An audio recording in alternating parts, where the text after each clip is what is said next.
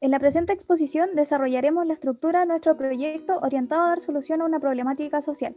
Las integrantes que componen este grupo de trabajo son Javiera Bravo Aldana, Maite Garrido Coliñir y María Ignacia Soto Sangüesa, todas estudiantes de Derecho de la Universidad de Talca. La temática a tratar es la sindicalización y la negociación colectiva.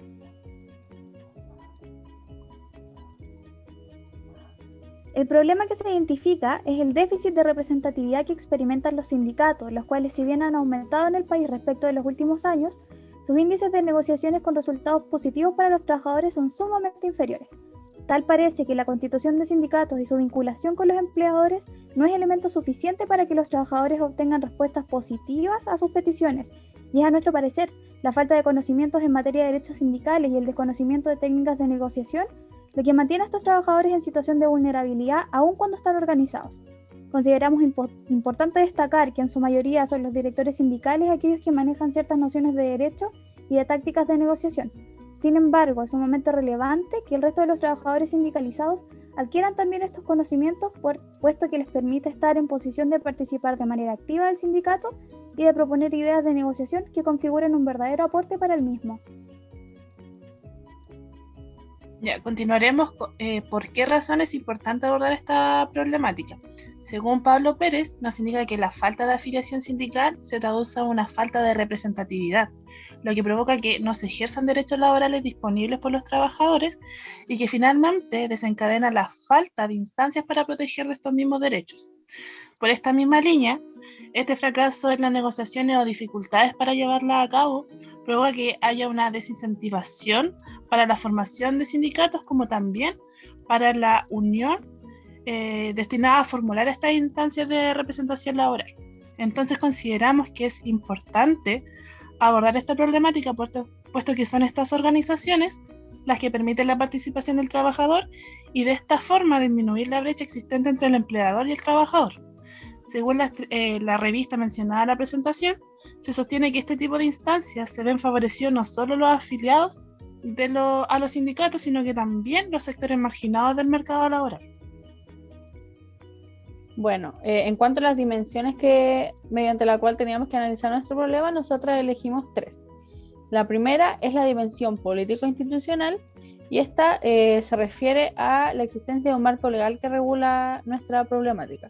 En este caso sería el Código del Trabajo, que por una parte regula la posibilidad de constituir una organización sindical, los fines que éstas deben tener y las formas de constitución.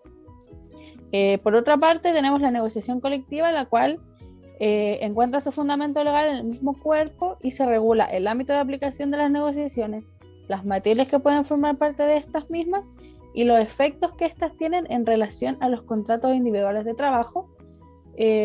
Esta, entre otras disposiciones que también se pueden encontrar. Otra de las dimensiones que elegimos como grupo fue la dimensión humano-social, la que dice relación con que las organizaciones sindicales muchas veces buscan dar protección no solamente a sus trabajadores, sino que muchas veces se reflejan estos beneficios en sus más cercanos, en las familias, además de las que se crean dentro del mismo trabajo, a su vez comunidades donde crecen las relaciones interpersonales entre ellos mismos. Se tratan de conseguir beneficios para poder sobrellevar estados de necesidad y, por ejemplo, lo que se pacta en relación a las condiciones de trabajo y las remuneraciones que se reflejarán instantáneamente en la realidad familiar de este trabajador. Y por último, consideramos la dimensión económica, y esta dimensión posee una gran relevancia en las organizaciones sindicales, puesto que serán los beneficios que se consiguen en estas negociaciones colectivas uno de los fines principales que se tiene al constituir esta misma organización y que se traducen o se reflejan en las diversas áreas.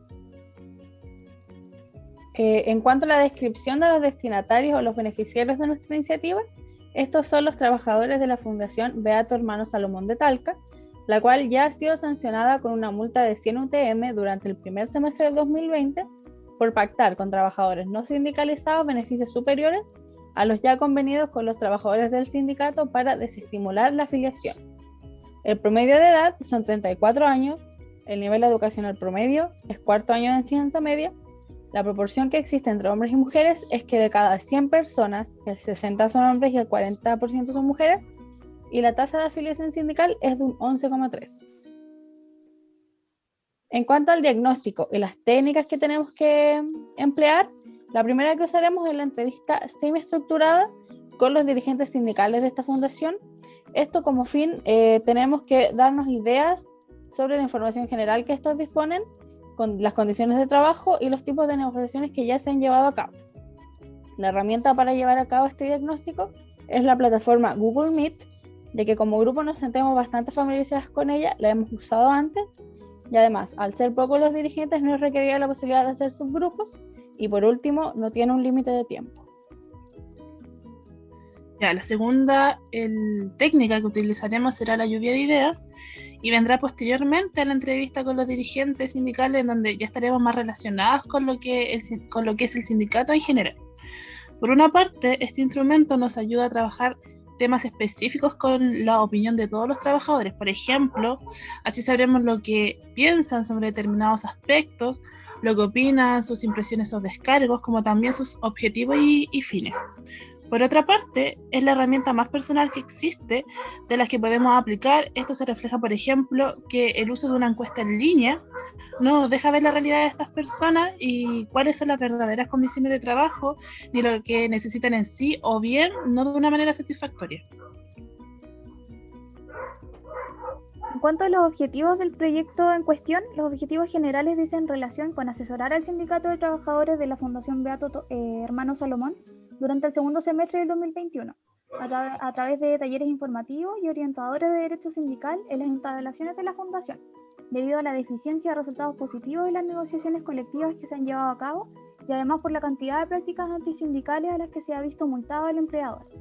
Por otra parte, en cuanto a los objetivos específicos, el primero de ellos será que durante el primer mes de trabajo se logre instruir en las disposiciones generales de los sindicatos en cuanto a formas de constitución, fines, qué es la negociación colectiva y los tipos que existen, entre otros.